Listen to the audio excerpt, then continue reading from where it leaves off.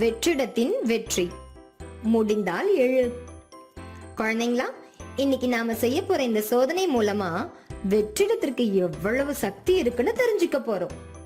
இதை செய்ய தேவையான பொருட்கள்: கழிவறை வடிகால் குழாய்களை சுத்தம் செய்ய பயன்படும் 2 ரப்பர் கப்புகள். இத ரப்பர் பிளஞ்சர்னு சொல்லுவோம்.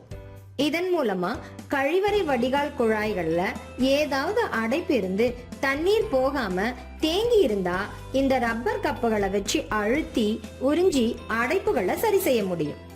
சரி, வாங்க நம்ம சோதனைக்குள்ள போலாம். இந்த உறிஞ்சும் ரப்பர் கப்புகளை இப்போ பாக்குற மாதிரி வச்சுக்கிட்டு 2 வாய்ப்பகுதிகளையும் ஒன்னோட ஒண்ணு அழுத்தி இறுக்கமா பொருத்திடுங்க.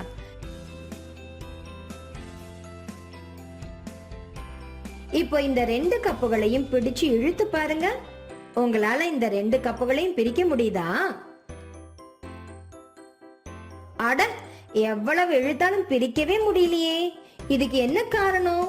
காரணம் என்னன்னா, இந்த 2 கப்புகளையும் அழுத்தினப்போ அதுல இருக்கும் காற்றெல்லாம் வெளியேறி கப்புகளுக்கு இடையில வெற்றிடம் உருவாகிடுச்சு.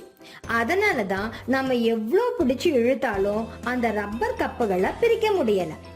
இதுதான் வெற்றிடத்தின் அபாரமான ஆற்றல். அடுத்து சிறிய உறிஞ்சு கப்புகளை வச்சு இந்த சோதனையை செய்ய போறோம். நாம இந்த 2 உறிஞ்சு கப்புகளையும் முன்னாடி போலவே வாய்ப்பகுதிகளை ஒன்னோட ஒண்ணு அழுத்தி இணைச்சிக்கணும்.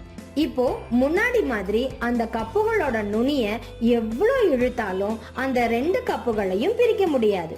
ஏன்னா இந்த 2 கப்புகளை அழுத்தினப்போ அதுல இருக்கிற காற்றெல்லாம் வெளியேறி கப்புகளுக்கு இடையில வெற்றிடம் உருவாகிடுச்சு. அதனாலதான் நம்ம எவ்வளவு பிடிச்சு இழுத்தாலும் அந்த ரப்பர் கப்புகளை பிரிக்க முடியல.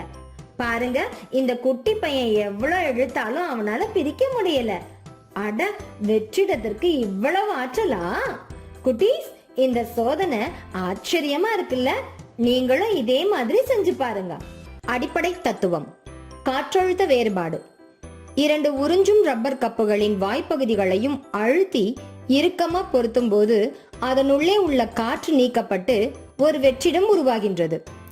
உறிஞ்சும் ரப்பர் கப்புகளின் உள்ளே இருக்கும் காற்றழுத்தத்தை விட வெளியில் உள்ள காற்றின் அழுத்தம் அதிகமாக இருக்கும் வரை இரண்டையும் பிரிக்க முடியாது.